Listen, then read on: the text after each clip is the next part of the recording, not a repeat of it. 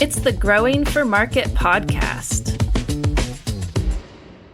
For me, probably the best thing is keeping a black book where I write down what I do every day and actually in the winter reading it.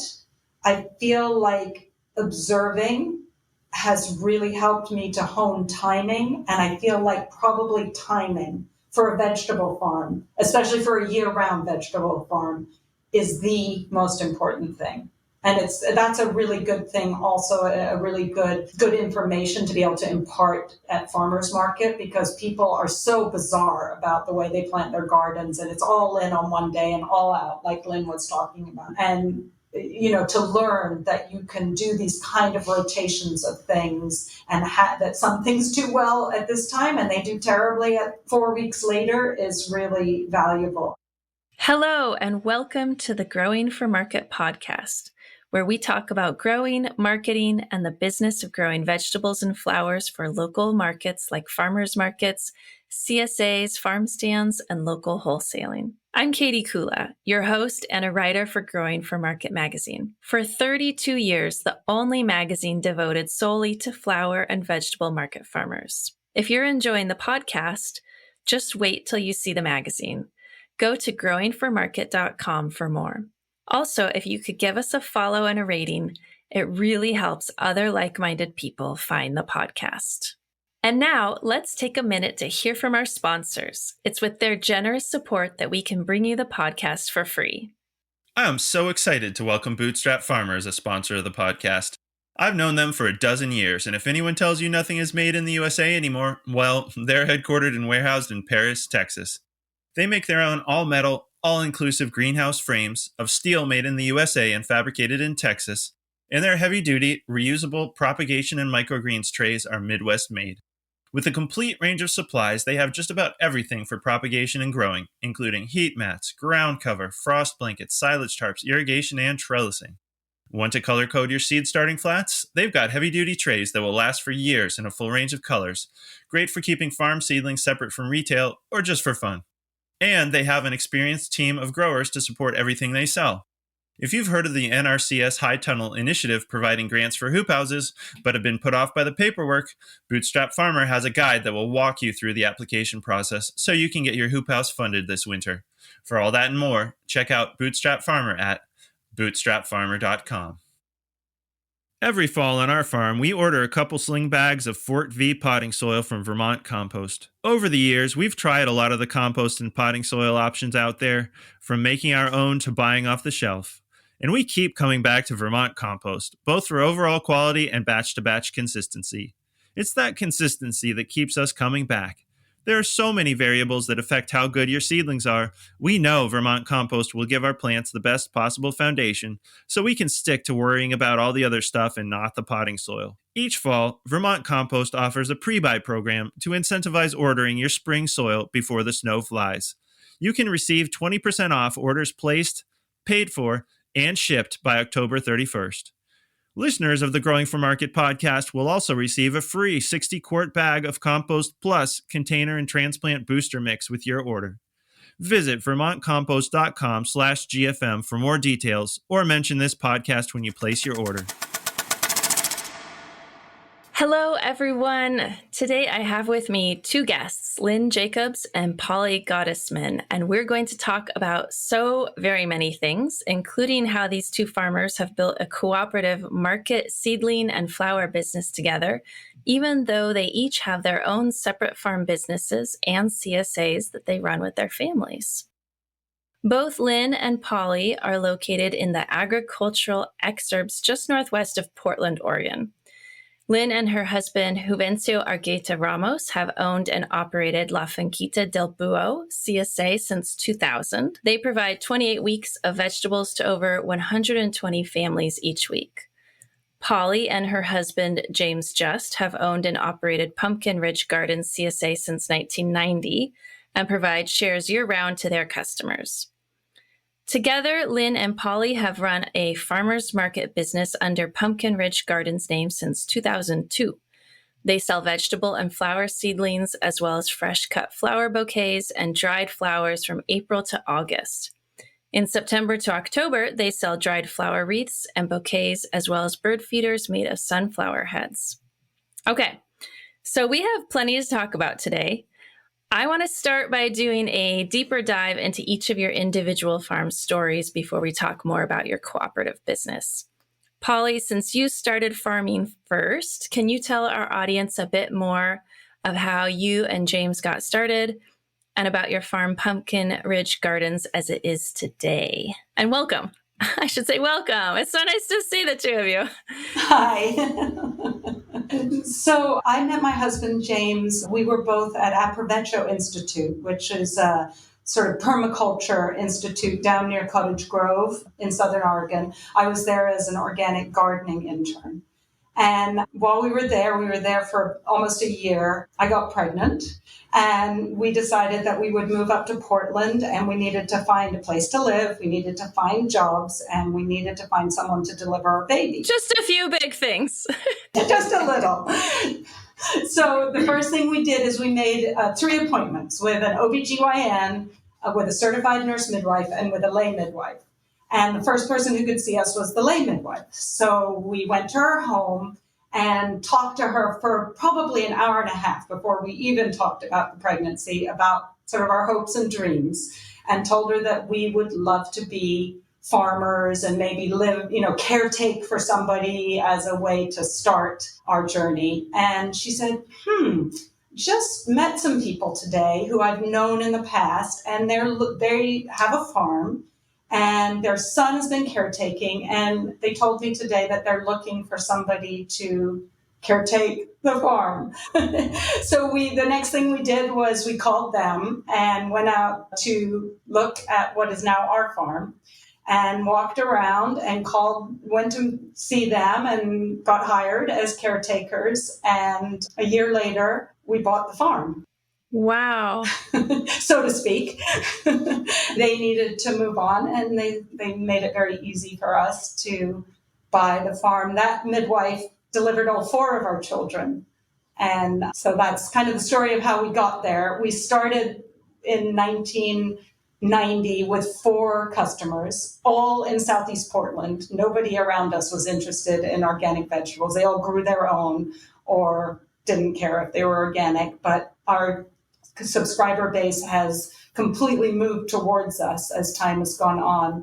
We now have people even in North Plains who subscribe, which is wonderful. And we now have about 200 families, and we have always been year-round. That was kind of what I had studied and learned at Approvecho, was to grow a year-round garden. And it's just been a really important tenet for us to be, because our climate allows, it's really important for us to have year-round vegetables coming to people's door. We also deliver to people's doors. That sort of evolved over the years when we decided that was a way to make sure that people really got their vegetables, and that we weren't left harvesting vegetables that just sat there and didn't get picked up. Yeah, I remember learning about how you deliver to everybody's houses, and I was very impressed by that dedication. But also my understanding is you have really great CSA retention as a result, yes? Exactly. Well, and as a result of year-round as well, because sort of the inertial thing for people is to just keep getting their veggies from us. So it's been really lovely. We're 34 years old this year, and we have people who've been with us since the beginning. Wow, congratulations. So that midwife birthed 4 babies and in a way a farm for you? Exactly. That's a pretty great first interaction in your new life to have. Yeah, absolutely. Lynn, what about you and Juvencio? Tell me a little bit about your story. It's always a challenge to figure out how far back to go, but I'll start with how we got to Oregon. So we came to Oregon. I'm also a family doctor, so I had a National Health Service obligation, which means I had to come to an underserved area and work in a specified location. And so I got hired at Virginia Garcia, which is where we're sitting right now at my clinic because we need Wi-Fi. So I started out with this job, and we really didn't know what Juvencio was going to do. We had 2 kids at the time, and he was studying horticulture and really wanted to grow plants. And I kind of pushed him towards let's grow vegetables, let's grow and feed the earth. And so we compromised, and he got to still have his hands in the dirt all the time. And I got to have my hands in the dirt as much of the time as I wasn't delivering babies. And we found this farm. I mean, it wasn't like we also kind of didn't really know what we were looking for. We were going to buy a house. And then we happened to be shown this house with a 2-acre piece of land around it, which we said, oh my gosh, who would ever use all this space? And what are all these ridiculous buildings? Why are there all these buildings? Which of course we use every single building now, but we didn't really understand farming. I mean, he came from a farming background, really pretty much subsistence farming in Honduras. And so he grew up growing corn and beans and rice and fruit trees. And so he had that experience, which without any mechanized anything, tillage of the land, it was really with an oxen. So he had that experience, and we'd had gardens together. So we kind of winged it and read one book and said, well, we're going to try out this community supported agriculture. Let's get some subscribers after we put in this giant garden that no two adults and 2 small children could possibly eat. So we had people invest in our experiment. So I think we had 5 subscribers that first year, and maybe over the course of the first couple of years, we had 5 to 12 people that bought from our oversized vegetable garden. And actually, I think that first year or your second year, I met Lynn. We didn't really know it at the time. She came to farmer's market and bought some pepper plants. Right, because I didn't even know how to start a pepper. So yes, I do actually remember what your stand looked like. And I remember it was very narrow, right? Yes, and I kind of got to the back where the pepper plants were. And I feel like I talked more to Elizabeth, who was Polly's sister-in-law at the time, who was helping her with the business in that first year. And she bought a whole flood of peppers, which was like a big payday for us. Yeah, so there was, and we just learned the other night too that we were at this same auction where we bought our first truck and some of our first plants with James. And we just discovered that 2 nights ago, that we happened to be at the same farmer who was in the Cornelius area, was selling his farm, and we were all at that auction together, me and Juvencio and James. So anyways, like interesting connections. And then shortly after we started this idea of the CSA, Juvencio was still getting his horticulture degree from Clackamas Community College, and Polly was a speaker at their symposium. That's right. And that's really how we met, Polly and I. Okay, I was wondering, so there was the random overlaps, but then the actual meeting came at that point. Yeah, I mean, I actually had met Juvencio. He came up and was really nice after my talk and said, you did a great job. And then I saw him and Lynn and their 3 children all in one grocery cart at New Seasons. And I said, oh, Lynn, I actually was raising money for the midwifery school, because of course I became a big booster of the lay midwife community. And I said, I'm doing this plant sale, and can I come and dig up some plants at your farm? And that's really when we kind of really connected. Okay, and how far apart are your 2 farms? 10 minutes. Okay, 10 minutes. So you're pretty close. I love how both of you have these stories of starting your CSAs with just a handful of families. I feel like so often there's this sense that you got to just launch a business full bore or nothing. But both of your stories are such a testament to the staying power of starting small and then ramping up as you really can handle the next steps. I love that. If there are people in our audience listening who haven't started their farm yet, listen to that. It's a good way to do it. Growing organically and growing by word of mouth is, I think, one of the keys to longevity. Yeah, I mean, for me too. Yeah. I imagine those first handful of customers were probably a very friendly audience too. Yeah, mine were coworkers. Mine were coworkers at Virginia Garcia, and some of them, many of them are still, like Polly said, still with the farm 24 years later. But what was really fun is Juvencio met people when he was taking the kids to swim lessons, and I met people at my work, and we just said, we've got this oversized garden. Are you interested in investing? And we also started with, we didn't start year round. We started with 12 weeks. We said, we're going to do 12 weeks of vegetables, because we had no idea what we were doing. And then from there expanded it and we used to be 29 weeks, and now we've cut back to 28 weeks, but we also offer a winter subscription, which is really, it's a different kind of way of eating, I think, than a summer CSA, and a little bit harder sell. So we usually do about 40 subscriptions during the winter. So yeah, we cut down. So Yeah. you also go year round. It's not necessarily with the exact same customer base, the whole. Okay, so you both have your CSAs going. At what point did you connect and say, hey, let's also do this cooperative thing? What did that look like? Polly, it sounds like you were already at market. So I was, but only for a couple years, I think, and very, very tiny. I mean, I remember celebrating $300. We made $300. And then I think it was that year that you came and bought the peppers. I think actually it was when I came to your farm. At some point, I said to you, hey, my sister-in-law doesn't want to do this anymore. Well, it was the wreath thing. So Polly, this is the way I remember it anyways. Okay. So I had a little baby. My daughter was born on the farm because, I mean, we both have, our kids were born literally on the farms. Yeah. So, and maybe we all three share that. yeah, me too. Yeah. So our kids are of the earth, of the plants and of the earth. At least our of farm. my living room. I don't know. Yes.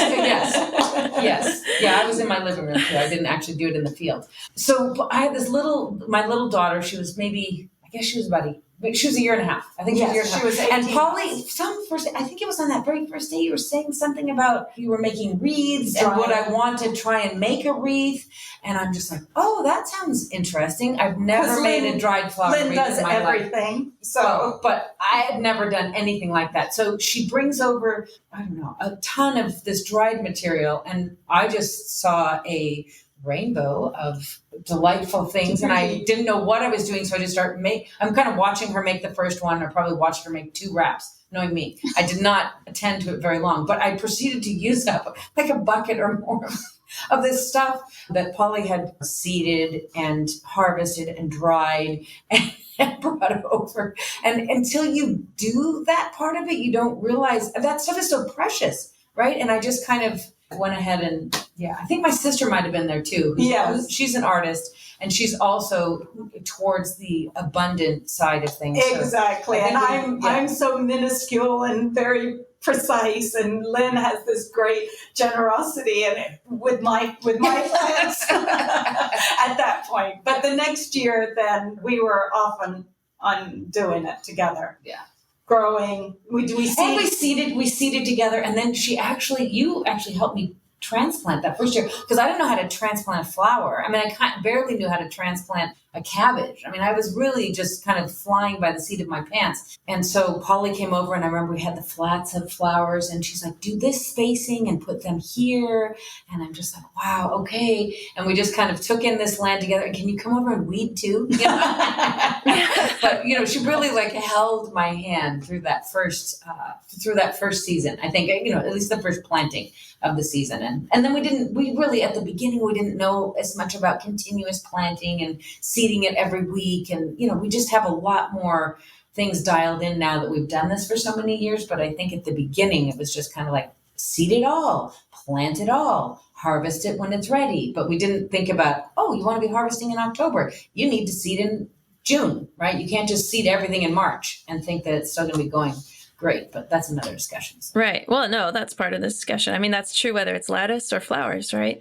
But I don't know that people always think about that with flowers when they first start. They don't think of them in terms of successions the way they would lettuce. Exactly. And also you're doing small amounts of huge variety. And so it's much more complex in some ways than vegetables. I mean, you kind of know the days to maturity of your vegetables, or at least you dial that in pretty quickly. But with flowers, it's a constant learning experience because a lot of things have a second bloom too.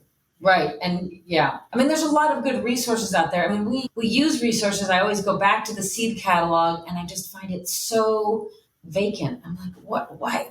Tell me how to use euphorbia, for God's sake. Yes. How do you actually get it to survive in the vase? I know it looks beautiful in the field, but every time I cut the thing, it wilts. So you want that level of information. And I think even Johnny's, which is great, I think they don't necessarily have they don't answer the question. I suppose I could call the flower person. Yeah, they do have that resource for sure that you can call and ask some questions. And floret flower really has done a lot of that, but it's still, it's not very specific. I mean, it is interesting when we go and look at all the information. A, there's a lot of misinformation on the web. And B, even Floret is very general and doesn't give you some of those specific things that you need. But we have learned a lot. We've learned a lot from And we keep reminding each other. We're just like, remember, cut that guy back. Cut back the purple majesty millet. Just cut it back. Really, hard for that first one, so you get it reblooms the entire season long. But I feel like we've gotten better and better at that. Even that euphorbia that I'm complaining about, if you cut it back, it sends up more sturdy. So maybe that's the key. But anyway, side shoots. I'm getting all these keys that I'm coming to in my head right now. But you get more sturdy side shoots that then hold up in the base better. So that's probably the key. Okay, so I've heard you mention Johnny's and Floret. What are some of the other resources that you found to be at least useful in getting some information? Obviously, there's ultimately the getting in your own fields and trialing stuff, which is what you're describing. That's always going to be true. But are there any other resources? Yeah. I mean, I think we get a lot of seeds from Fedco. I wouldn't say necessarily that they're they have some educational stuff, but yeah, we do buy a lot from Fedco, and we appreciate they have a very, very down home attitude towards things. That we're not going to get fancy flowers from them, but we've got a nice kind of our stable of regulars. And what else? I mean, those are our main flower people. Sometimes people that you follow on Instagram, that bloom chicks. But, sometimes we're just following them. We're like, oh, I love that idea, or look at that style, maybe, or we're like, oh, we grow all that stuff. But I feel like flowers are really specific, like when to harvest them, when to dry them, how far to cut them down. I mean, I would definitely look at Floret to say, oh, well, how are you supposed to pinch back the zinnias? Like that section of zinnias that are so beautiful. I actually went through and listened to what she said, and it's really beautiful. Yeah, and we do get quite a lot of information, surprisingly, on Instagram. We do weddings. I mean, it's not a big part of our business, but we do small weddings and kind of natural and local flower weddings. And there's some really great stuff to look at on the internet where we kind of can say, oh, this is a super cool idea that we didn't think of. So, and I listen to the Slow Flower podcast. I listen to her a lot. I get a lot of wacky ideas from that. I'm like, oh, I want to try that. And then I kind of gung-ho, let's go forward. And then realize that, I don't have enough time to do everything. Well, that's the story of life right there, isn't it? Right. Yes. But certainly the story of most farms too. Yeah. And I think, so as far as the flower growing, I think you're right that in some ways it is trickier than vegetables too, because I think a lot of us, I thought I've just been growing vegetables so long, I can't even remember what it was like to not grow them. But when you want to pick a vegetable, it's usually consistent with when you want to eat it, right? And so I think I found it very intuitive to figure out vegetable harvest. Flowers actually have all these different little tricks. Sometimes you want to harvest them way before you would ever see them or what you would expect them to look like in a bouquet.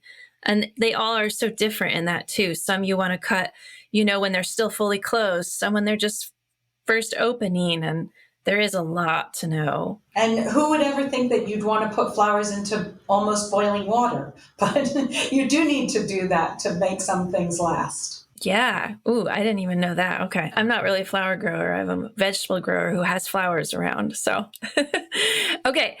I want to circle back to this cooperative business thing. What does that look like? So you each have your own CSAs, and you're both clearly growing flowers, and also it sounds like the dried material for the wreaths on your farms. How do you manage that all together? Are you in the winter making a plan? You'll grow this, I'll grow this. Do you keep the bookkeeping separate? I mean, I'm just trying to figure out how you would manage all that alongside all these complex things of your other business. Well, practically speaking, just talking about sort of the practicalities, we get together once a week. That's kind of been our almost year round. We get together on Thursdays. And this is separate from being at market. Exactly. Yeah. Yeah. So in the spring, it's mostly we're seeding, all our starter plants. So we get together once a week, usually for about 3 hours. We do all the stuff that we need to do for the market business during that time. Yeah, I mean, and we start to get excited about getting together. Okay, so we're together for farmers market, and this is our day. Today's Thursday, so we would normally be making wreaths together at this time of year. We're going to go home and arrange wedding flowers after we're done here.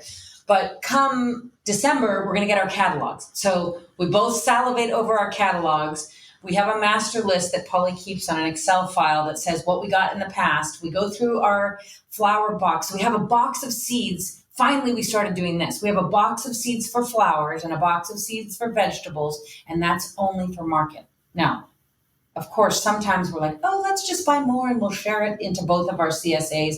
And we're pretty fluid. I mean, we're okay bookkeepers. We're not the greatest, but we can talk more about that. But at any rate, so when we buy seeds, we buy them out of our joint account. We finally have a joint account. This is the first year. The first year of our joint account after 21 years. It's made it kind of awesome. Yeah.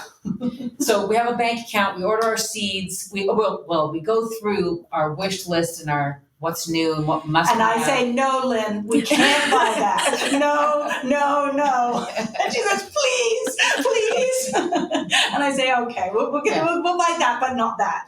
Yeah. So I usually sneak in a few more because she pays less attention in June. So I'm like buying a few more. I'm like, oh, I got this from Florette, or I got that from Johnny's, and oh, this was on sale. And so, yeah, I catch her when she's not paying attention. But that first seed order, we're both we're paying attention. So we order the seeds together, and then starting in late January, early February, we start the Thursday thing where we're seeding. And so we alternate. We come to my farm for some things. We come to Polly's farm has actually a lot more space for the seedlings to kind of be in an enclosed greenhouse. And so we tend to start at Polly's place. We fill her places up completely. And then we move to my farm, and then we do the seeding. So we'll seed when you say, like, what are we going to do for flowers? I'll seed a flat of flowers for myself, or one for me and one for Polly. Then she's doing another flat of something else. So we seed the same things. And then she plants that at her farm. I plant mine at my farm, and really has worked out well for us because I may have a total bust on straw flower, and she has an amazing stand of straw flower. I may have great zinnias. Her zinnias sucked. But we come together to be able to bring them to market. What we want to have is enough zinnias. And so sometimes it's too many zinnias. Then we can dry the zinnias. But, we're constantly working that way. We also each have a little bit of dedicated space inside of our hoop houses, which is really precious. And yeah, I kind of sneak them in more spots because I'm just like, both our husbands say, no more flower space. But it's really great in May when you want to have flowers for Mother's Day. It's really hard to have outside flowers that are ready to go. And so we have a lot of the same flowers that we would have planted outside, inside, that we learned from Florette. And we also put in the stupid netting, which also is a pain in the neck, but actually a horizontal netting, which helps your plants stay more erect because otherwise they get kind of leggy inside the greenhouse. But wow, we had an amazing, amazing stand this year of continuous flowers all through May and into June before our outdoor flowers. Yeah, before our outdoor flowers were really going. So I felt really good about that. And then her subscribers, so then, well, I'm jumping ahead. But anyway, so that's kind of how we start that together. So we really do basically 50-50. And when we have done accounting, which I have tried to do, and I'm terrible at it, but with great pain, I have, done an entire year of really trying to be absolutely on top of it, and Lynn on top of her spending. And we found time after time after time, we were almost always 50-50. Okay. It's like, oh, I owe you $10. Yeah. We've each spent thousands or $1,000 and I owe you 10. Yeah. So it's really, that kind of convinced us that we didn't need to be quite so uptight, and that we've just become a little more fluid on our bookkeeping, and then having our own account where we can buy soil for the market and we can buy seeds for the market, and that kind of stuff has really helped to kind of take away some of the stress of trying to keep track of things. Mm-hmm. And then for that combined market booth, you're just doing the flowers, the dried flowers, and the veggie starts. Is that right? You're not bringing any of your fresh vegetables. So you kind of have that dialed in. Neither of us bring vegetables, but we occasionally, like Lynn has extra eggs. So she's been selling her eggs, and we just keep track of what she sells each week, and she gets the money for that. So the same thing with wreaths. Wreaths are a little bit different because we don't go 50-50. We keep track of who sells what and make sure that we get the money for our time and work. Is that based on who designed and built the wreath? Because it is time intensive, right? Yeah. Absolutely. Yeah. How long does it take you? To make a wreath? Yeah. I think that it takes us, once we've done all the seeding, the harvesting, the drying, it takes us both about an hour to make a wreath. Sometimes they flow beautifully and it takes less, but I would say that that's sort of a good thing to guess, is about an hour. And then we also make these bird feeders that you talked about that hopefully we can send you some pictures to that would be show. great. But, please do. Yeah. And those are exactly the same. If they're flowing, they're fun and you're laughing and you're loving your creations. And when they're not flowing, they are so painful and take forever. And we each do that on our own time. Like we'll spend some time on Thursdays starting in August, and we're doing much less seeding at that time. So we're not really seeding, but we spend that time either preparing wedding flowers or preparing wedding flowers and making one or two wreaths together. But, it's usually the stuff that I've gathered, I put in my wreath. The stuff that Polly's gathered, she puts in her wreath. We get wheat from some local farmers, so I'm kind of like in charge of trying to scope out the local farmers in my area. We grow most of our own wheat. We do. We get some basic wheat from local farmers, but this last year we did our own overwintering wheat and had a really nice harvest of our own. Yeah. Yeah, it's just which awesome. Is nice because also, you never know when you get product from somebody else if it's been sprayed. I mean, we know it's sprayed if it's from a commercial farmer, whereas our stuff is all organic. And that's nicer to handle. It's nicer to use. It feels better for the earth. Well, and with these wreaths, I mean, people are hanging them in their homes, right? So I guess people ingest food too, but I don't know. I suppose people, if they're hanging something in their kitchen or in their living room, it's nice to know that it's come from a really good source. I mean, I'm more worried about them eating the flour, honestly, than from our wreath. But yes, it's philosophy too, to try to do right by the earth. Mm-hmm. And do you each have a drying facility that you have on your farm? How do you dry the flowers? My facility is my 110-year-old barn. Okay. And so I have an upper level on my barn, and I've strung these strings across, and I hang all of my things in semi-dark. It's not as dark as it should be, but really for drying flowers, the best thing is to have them in the dark or not exposed to direct sunlight for sure.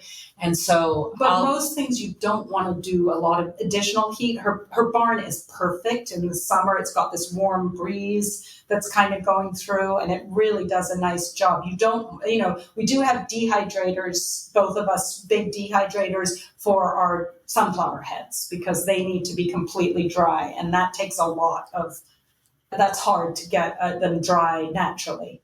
But most everything else is naturally dried. Yep. And then Polly has a little flower barn. She calls it her flower barn, and she hangs it by standing on a chair and putting it on a nail. Which super fancy. I'm so happy that she's alive and has not broken her neck. Well, the worst thing was I was doing it on a rolling chair, which is just not very clever. But it did make it easy to get it around the barn. But now I have a chair without wheels. Yeah, OSHA probably wouldn't like that.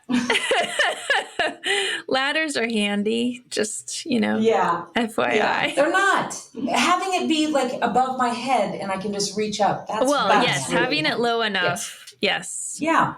Yes. Yeah. Okay. It's possible, but yeah. So what have been the benefits of doing this cooperatively? I mean, why? I guess the most obvious thing I can think of is the friendship factor, but maybe that is your incentive. What keeps you going in working this way? I can only imagine that there's some level of extra complexity to your existing farms, but there must be lots of benefits too. I see only good. I mean, It's just great. We cross-pollinate. We come up with ideas together. We can complain about our husbands together. We can do, and Polly's my closest friend. It's developed over all these years, but we really know each other's families. We know each other's styles. We know each other's strengths. We got each other's back. No one really knows what it's like to be a farmer except for another farmer. And then we really know, like another farmer, we kind of look over there and we're like, wow, look at how they're doing with their broccoli. And then both of us go, oh yeah, my broccoli sucked, or my broccoli was amazing. Yes. Anyways, I mean, we're able to really be honest with one another, and like we've come up with new varieties. Like we know exactly which Chinese broccoli variety to grow because we experimented with it together. Or maybe I grew it first and then I passed it on to Polly, and then she's got the broccoli dialed in, she's like, and then you're going to do dividend or whatever. She's got it all in order, and then I just follow that order. I'm like, just tell me what Brussels sprout to plant, Polly, and we order it together and divide it up. So while we're doing our market stuff, we'll say, so what are you seeding this week for the farm? So it's all upside. I mean, it feels like just the best. And frankly, we're both kind of workaholics, and we probably would never see each other if we didn't work together.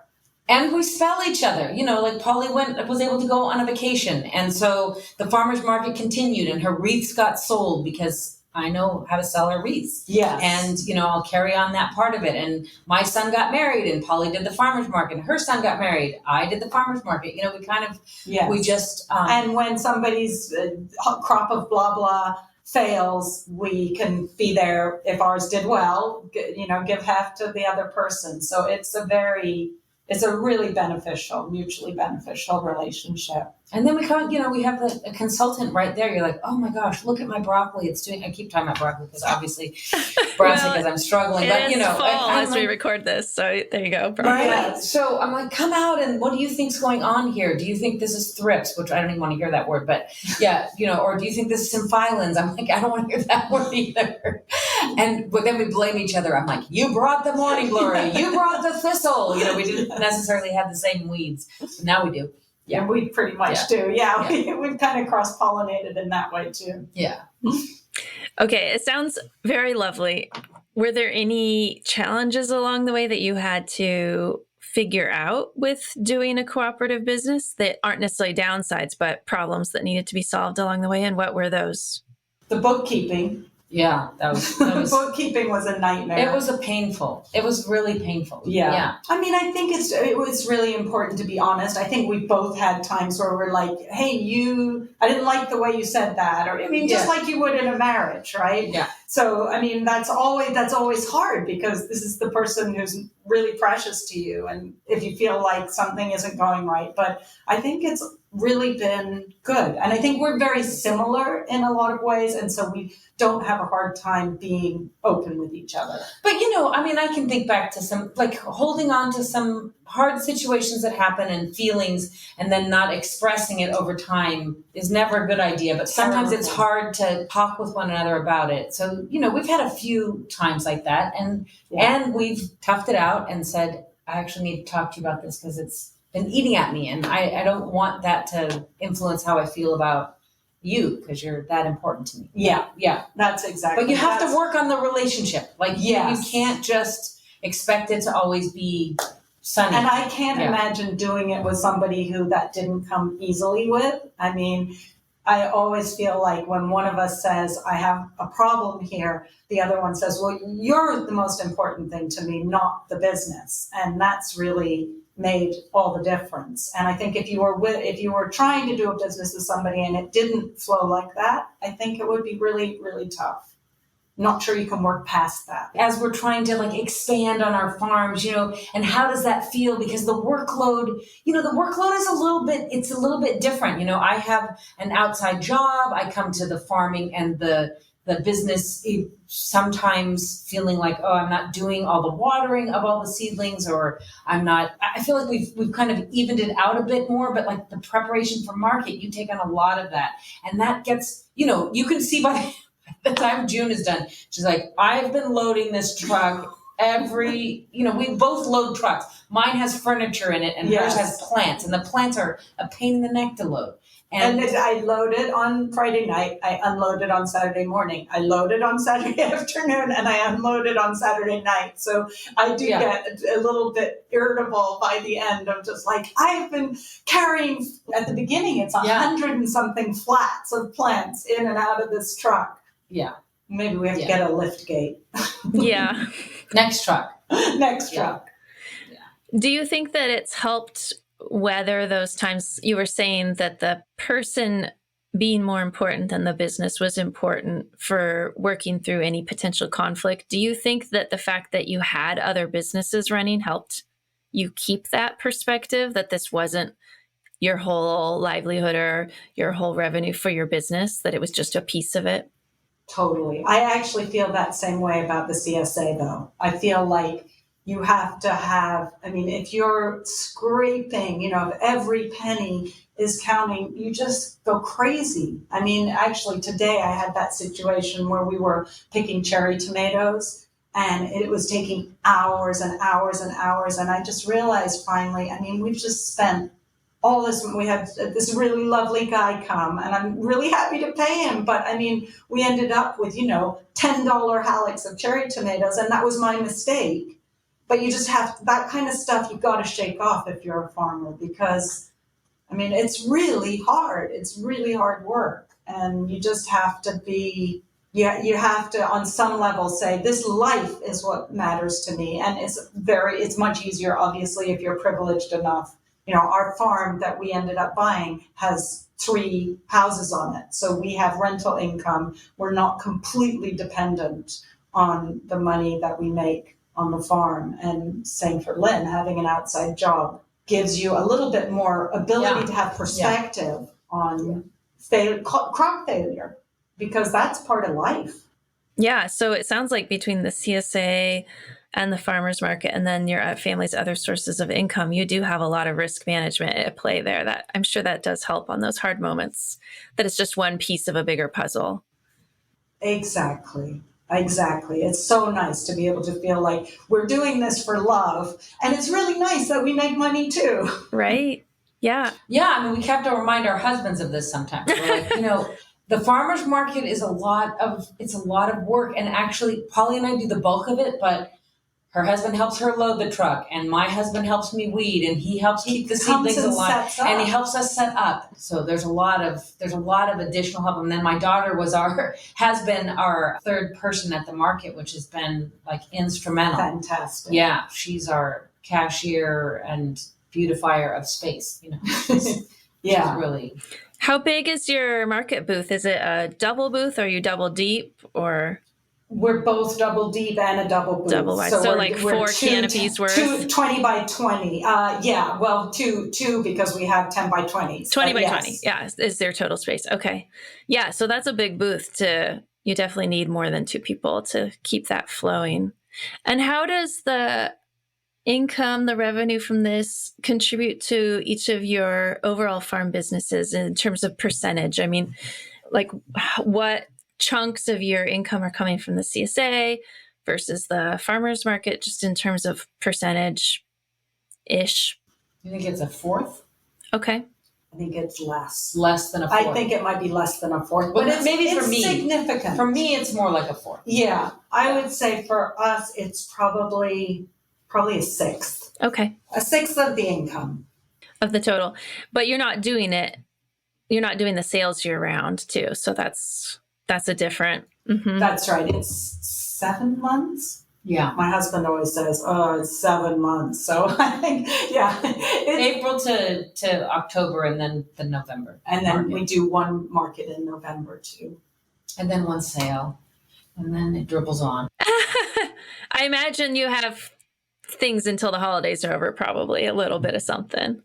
Yeah. So one of the things that Lynn was going to say earlier that is also really, it works with our business, is that I sell flowers to my subscribers. Yeah. I have 212 families, and they're really wonderful. We have people who absolutely sign up for the whole season and get flowers every week. So we split that because it's more flowers than I can do. I think we have about 36 bouquets a week. And it just feels overwhelming when you're trying to do it alone. So we've been splitting that, and I pay her for the bouquets that she makes, and she delivers them on the morning of our deliveries. And that's been really fantastic. I mean, it's a really nice add-on for subscribers. It's a really nice, I mean, those people are really happy because they're getting this wonderful thing in addition to their vegetables each week for $10 a week. I mean, it's really very reasonable. And we're happy because it's a nice outlet for our flowers other than market. And the great thing is, too, that we get to make the bouquets we love and send them to my subscribers, as opposed to market where people are maybe a little picking and choosing what they like. You have to, I mean, I always want to make a beautiful bouquet. But it's kind of nice to know I can make a bouquet and someone will appreciate it rather than have everything kind of go out there against these eyes, all of our competitors at the farmers market, and they have to come to us. There's a degree at market too where you might be a little less creative, a little less kind of experimental than you would be, because you're kind of like, well, we know this combo really sells, and then so you're kind of focused on the things that people usually like. But although we're pretty creative. Yeah. I'm like, it's just so interesting. Polly and I our minds work in really different ways. And so, yeah, I feel like I'm actually even more experimental at market than I am with you. Just because your subscribers, of course, I want to make the most beautiful bouquets, but it's also like, what did I have time to harvest? Like, I'm out there cutting on Monday night when I get back from the clinic. I'm like, cut. Okay. And I can be a little bit more repetitive in the sense that no one is going to look at every bouquet. They're only going to look at theirs. Yeah. So I never want to put two same bouquets out there at market. I'm pretty conscious of that. When I'm making them at home in my barn, here we go. Yeah. I'm going to use some zinnias and some amaranth and some sunflowers. I wish I had sunflowers, right? Yeah. I know. But yeah, so that's been really wonderful. And really, I mean, we felt like during COVID, especially when market was a lot harder, that my subscribers, I mean, they stepped up big time. I think we were doing 50 bouquets a week. Yeah. It really kept us in business. And I actually sent them a postcard to all the people who had signed up, just saying, this made all the difference during COVID to allow us to still be doing what we love to do. Yeah, that's sweet. And I'm sure that those bouquets were such a bright point in their weeks in that time too. So that's very sweet.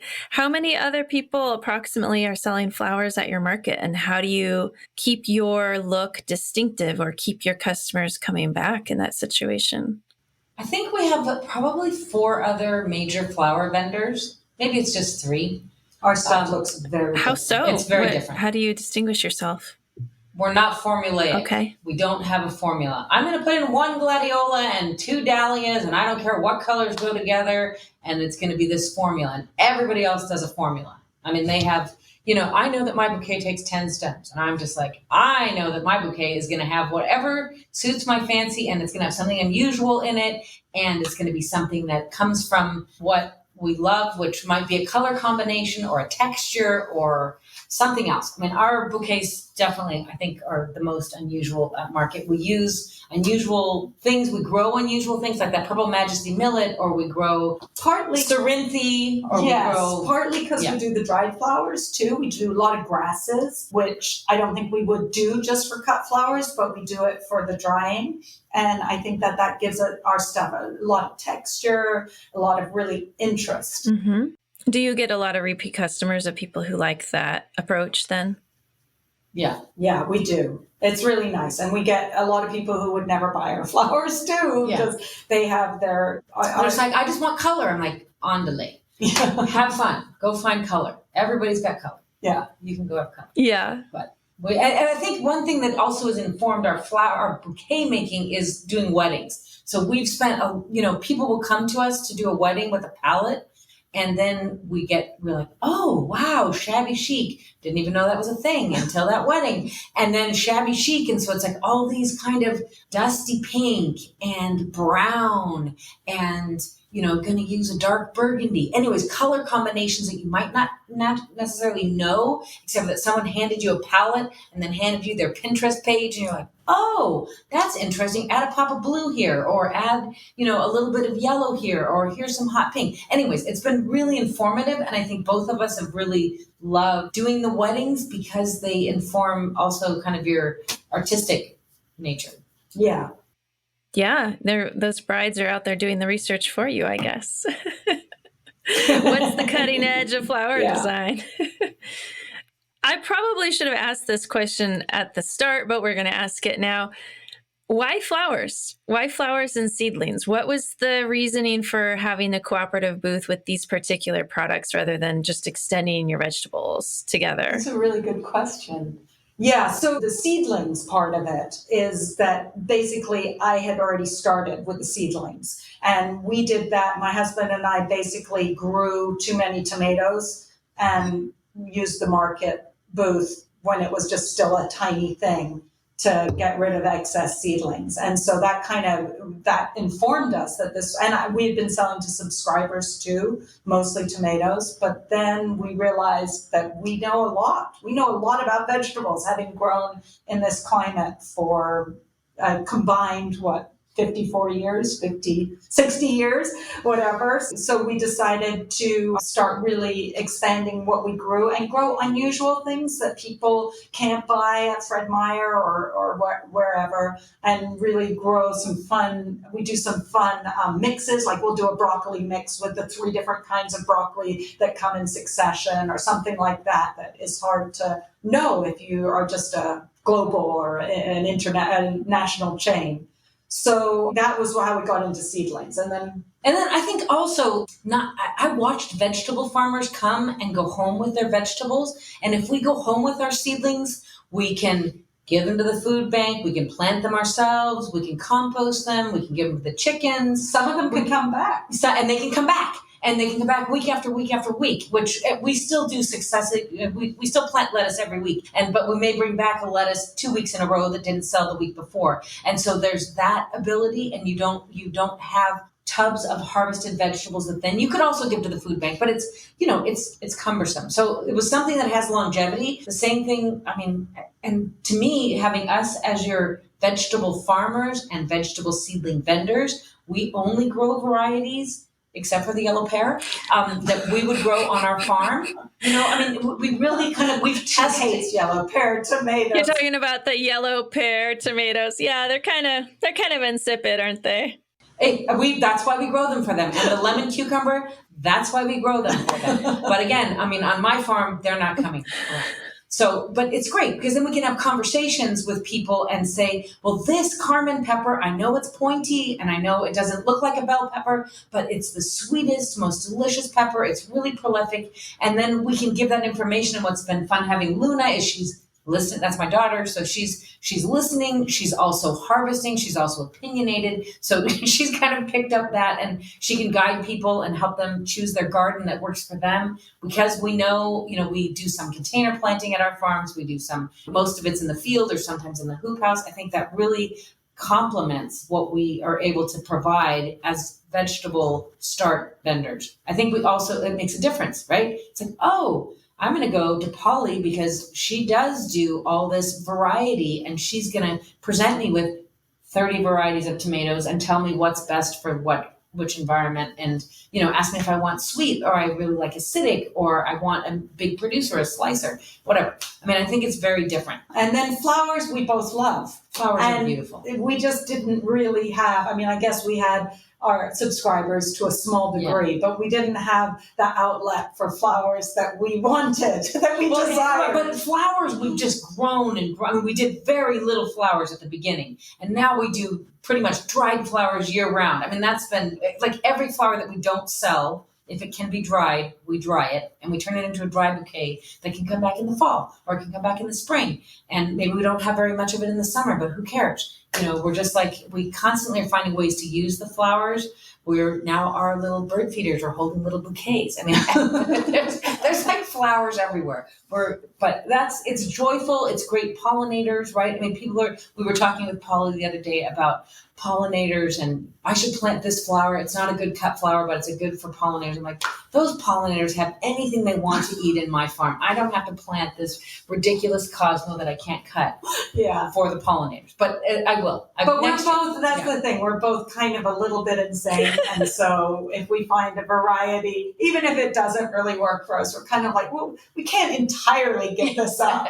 Let's find a place that we can make beautiful on our farm. Well, and I suppose if you enjoy variety, I mean, flowers are where it's at, right? I mean, there's a lot of vegetables, but wow, there are a lot of flowers. Absolutely, Yeah. so true. Okay. And we try to put our flowers in our vegetables too, which is also beneficial for both. In terms of how you plant the pollinators. blocks of. Yes. I also just, from an aesthetic perspective, love that when I'm on a farm and there's blocks of flowers out with vegetables. We've had really good results. I don't know if you've seen this. We've directly seen that if we plant flowers, especially calendula and phacelia and alyssum next to our Brussels sprouts, we don't have nearly as much aphid pressure, almost none. Yeah, and without them, boom, aphids every fall, every single fall. So Interesting. Yeah, well, you said Brussels sprouts and the aphids pricked up their ears. Yeah, they sure love those things, don't they? This is asking a hard question, but any favorite or maybe especially profitable flowers, something you love because of how versatile it is, or just you have an affinity for it? What's your favorite thing to grow and harvest? Sunflowers. I mean, sunflowers we both adore, but I would say zinnias.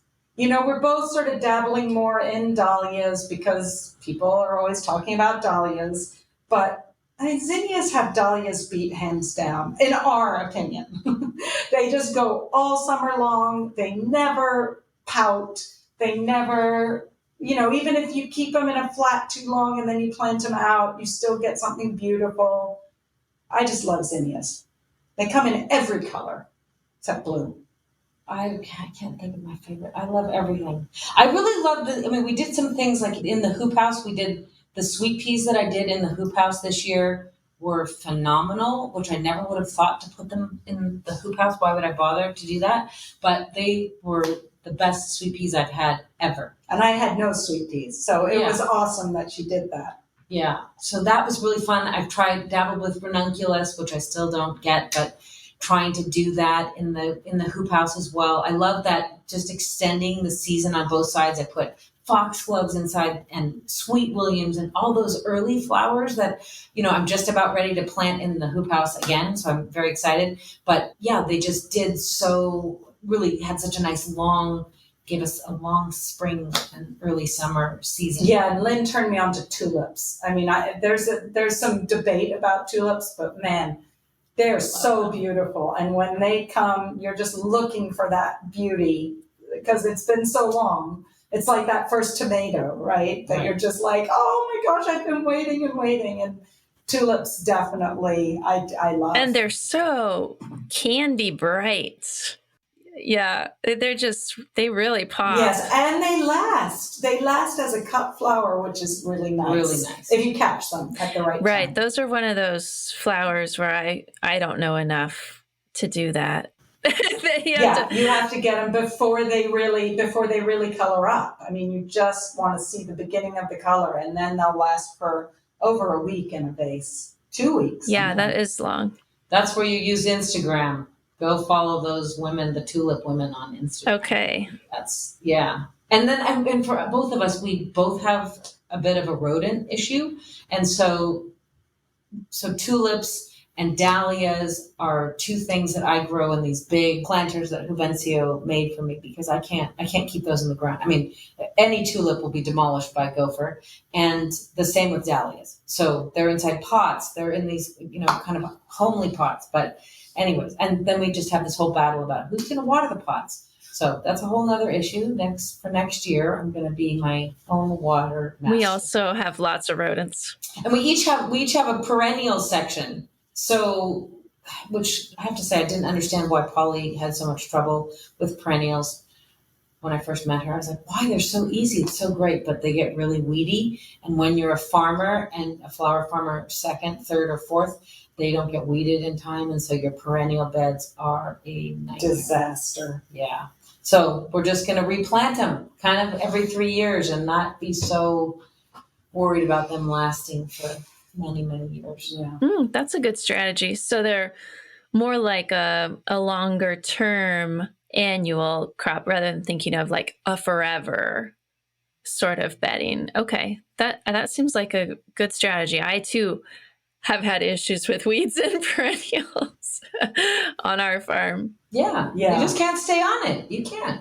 Yeah, and the ground can get so hard. And then they seem to attract some of those very hard to pull weeds too. I don't know how the weeds seem to know where to go in that regard. It's really interesting. I'm sure it's how we're treating the soil differently. But yeah, it's really interesting to see what weeds end up where. It's like they have little minds.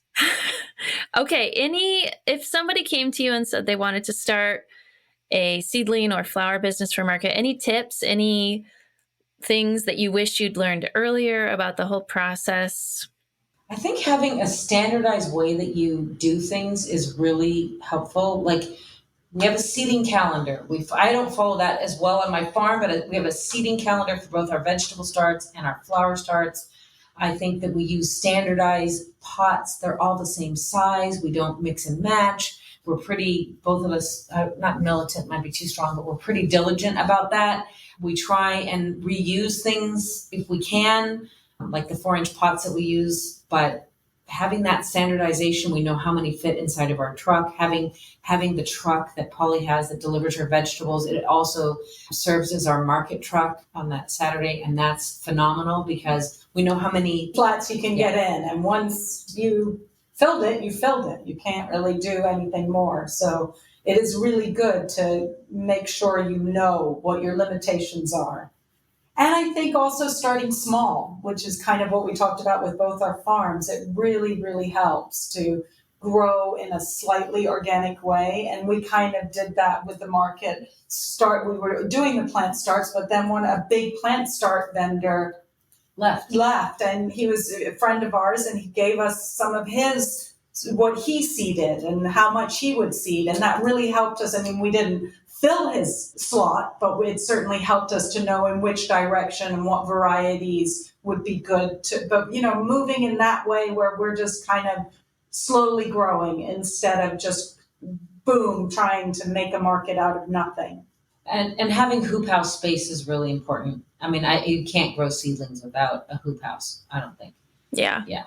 You just have to because you have to get ahead of Fred Meyer. You have to get people, and then building a loyal customer base. I think also Polly makes these great signs that everybody loves when they come into our booth that has information about each variety. It has a picture of each, taken from the catalog, and then it's got a description of why what makes that plant special. And sometimes she'll just write our favorite.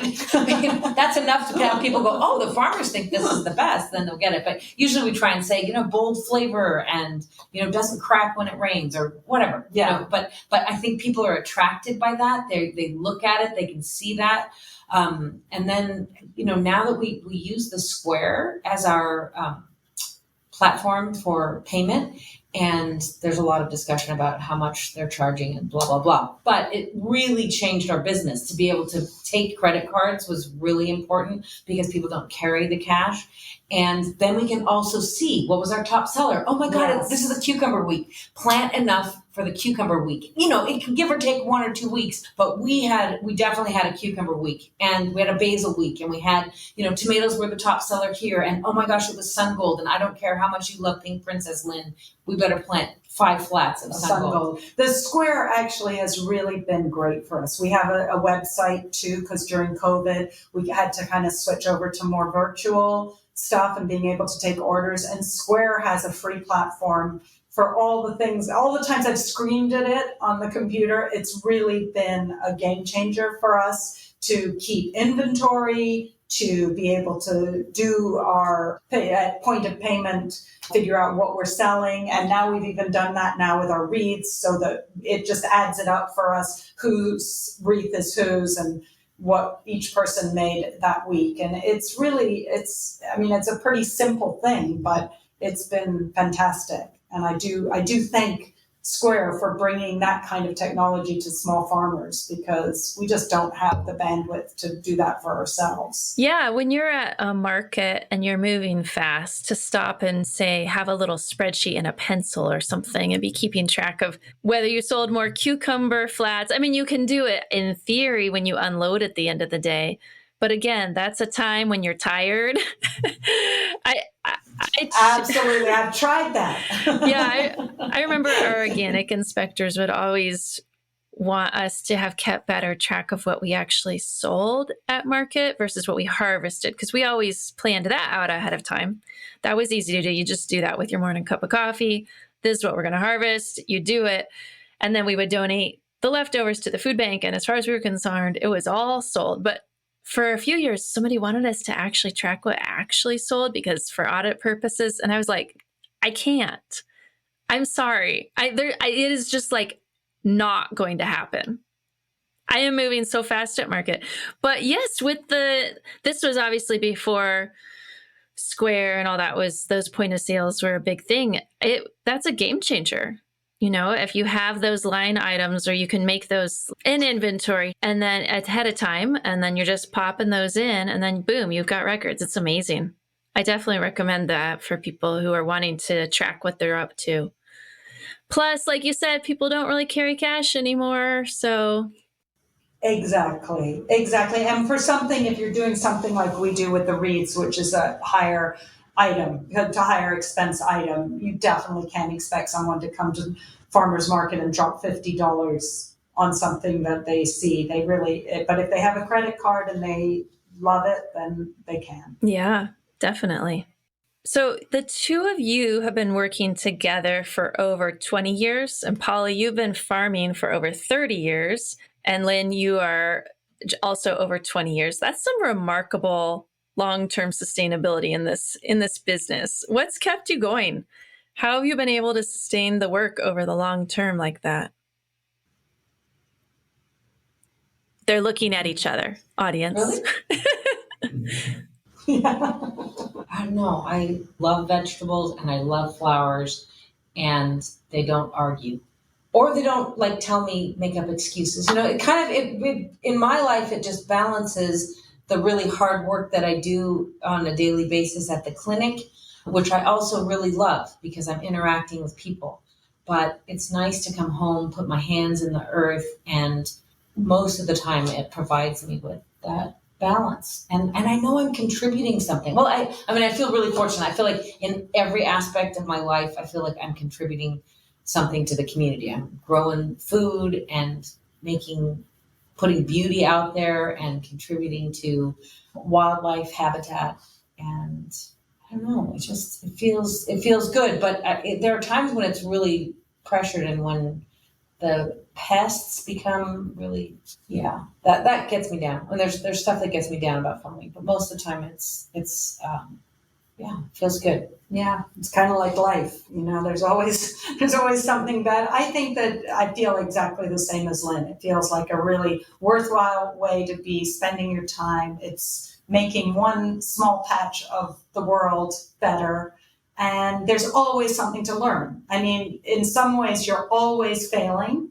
You're always succeeding at some things and you're always failing at some things. And that's super frustrating, to have done something for 34 years and only have, for instance, grown peas 34 times is a little bit frustrating. Most people get to do things more than that in their careers, but it means that you're always learning. And that's super exciting. I mean, you're doing something that is so complex, working either with patients, in the healthcare field, or with soil and plants. There's so much, you'll never know it all. And that's pretty exciting. Definitely. And we do it in partnership. I mean, it's just it's not I think if I didn't have my husband on the farm and Polly at the farmer's market with the with the weddings and with the wreaths and all that stuff. I don't know that I don't think I would be doing it alone. I agree. I really agree. think that, so shout out to them. And I know for my husband, it's, it's harder. I mean, it's harder to see the joy in it because he's in it all day long and gets into that repetitive weeding that by himself. But he also, makes his own bed, baby. So anyways, Yeah. it's like, No, I think Yeah. having a person to share it with makes it so wonderful, because then you can come in and you can say, I noticed this thing, or look at this bug I just saw, and what is this, and why is this happening, and why is the soil reacting this way, and oh my God, we did this year, and now our soil tests are all screwed up. So what can we do? And why did we try no-till and find that we have 30,000 gophers now moved in to that space? Oh, that's a whole nother conversation I want to have with you too someday. Absolutely. Yeah. Yes. Another day we can talk about the implications of no-till growing in Western Oregon or the consequences. Okay. Our audience is either people who are market farmers or who want to be. And I'm always curious to know, what is the best thing you've ever done for your farms or shared business, and how has it helped you? I know it could be a tool or a approach you decide to take. It's kind of like one of those "what's your favorite flower" questions. There's there's no right answer. There's not really, but I'm just curious because people come up with really interesting different things that they really value in retrospect. I mean, I'd say for me, probably the best thing is keeping a black book where I write down what I do every day, and actually in the winter reading it. I feel like observing has really helped me to hone timing, and I feel like probably timing for a vegetable farm, especially for a year-round vegetable farm, is the most important thing. And that's a really good thing, also a really good information to be able to impart at farmers market, because people are so bizarre about the way they plant their gardens, and it's all in on one day and all out, like Lynn was talking about. And to learn that you can do these kind of rotations of things, and that some things do well at this time and they do terribly at 4 weeks later is really valuable. And getting that dialed in for your specific location requires observation. We're so weird. Yeah, we are like an old married couple. I mean, I was going to say too, a schedule, like having the planting schedule, and then it's about knowing how to do succession, but also knowing how and when to plant. Like last year, right? I planted my overwintering onions on the 30th of July and on like the 6th of September, and one bed bolted and one bed was beautiful. And guess what?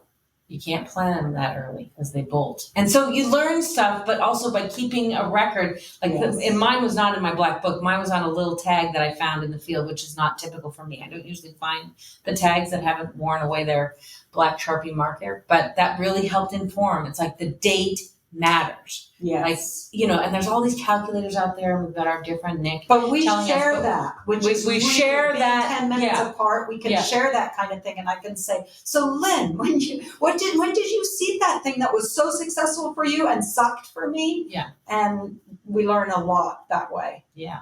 And then you're just like, oh my God, the golden day was August 6th for planting my winter radishes, and I didn't do it. No. And then people come to us now and they're just like, we want to plant kale. I'm like, cool.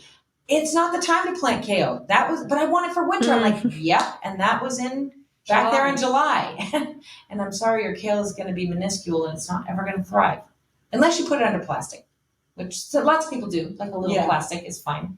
That might work. Well, and the kind of subtleties of timing that you're talking about, those are the kinds of things that you can literally only learn on your own farm, right? The two of you are 10 minutes apart, so you have that advantage of being able to share that information.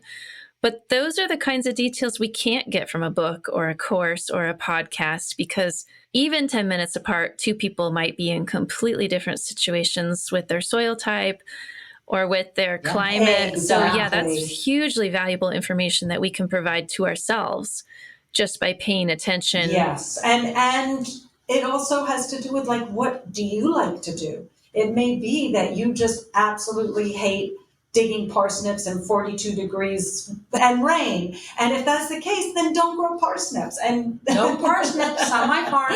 And that's something that is also extremely individual to every farmer. And I think it's a really good thing to be. I mean, that's why I think keeping records is great. You just go, this sucked. I mean, you're not going to remember this next June or whatever. And so you have to give it a few tries, but maybe you find out, sort of as we found out, that perennials are really hard for us and annuals work better. Or you find out, no, I'm a perennial farmer. I love to grow trees. And so I think you have to honor that.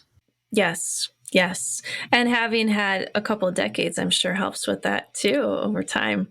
So staying put, being patient, those seem like they can really pay off in farming. Watching those trees grow. Yeah. That is a special thing right there. In fact, planting trees and watching them grow. We have some trees that we planted our first year or two out here that are now huge. And it's like, wow, I put that in motion. It's a really beautiful thing. Any last parting words that you'd want to share with our audience on any of these topics? I think we said enough. I mean, obviously, if you want to reach out to us, we'd love to chat with you, and we'll share what we know about flowers and timing. And what are the best ways for people to reach you? We'll make sure we get. I know you sent me some stuff, and we can put those in the show notes. So you both have Instagram accounts, right? Yes, and websites and email for both of us, which is easy to find on both our websites. And I probably even give you a way to text me, which is probably is a good way too. So just don't call me because she's awkward in the clinic. I'm like, this is Dr. Jacobs. And I'm calling about Brussels sprouts at the farmer's market. I'm like, oh, hi, this is Lynn. Yeah, you have two very different hats you wear, don't you? Well, Polly and Lynn, thank you so much for taking time out of your very full lives of farming and even doctoring to chat with us today and share all of your experience with our audience. It's been really, really fun. Thank you so much. And I hope you have a great rest of your season. Thanks so much for having us. Thank you, Katie. Bye. Bye. Thank you for joining us for this episode of the Growing for Market podcast. If you've been enjoying the show, please consider giving us a follow and a rating or review. It really helps others find the podcast. For more tips and tricks from farmer to farmer, check out our magazine at growingformarket.com. Whether you're a commercial grower or just want to grow like one, subscribe to Growing for Market magazine for the nitty-gritty of growing, marketing, and the business of market farming. We publish 10 issues per year with articles written by experienced farmers on topics ranging from tools and techniques to farm business operations and marketing. If you've been listening to the Growing for Market podcast and haven't yet checked out Growing for Market magazine, we've made a change so you can now try the magazine for free. We've added a free month to the beginning of all first-time subscriptions. Try out the digital or paper magazine subscription for a month, and if it's not for you, cancel within 28 days and you'll never get billed. Even the most basic subscription gets you a year of the magazine, plus 150 back issues from the last 15 years. Digital subscriptions start at just $30 per year. So head on over to growingformarket.com and subscribe today to benefit from over 3 decades of writing by farmers for farmers in Growing for Market magazine.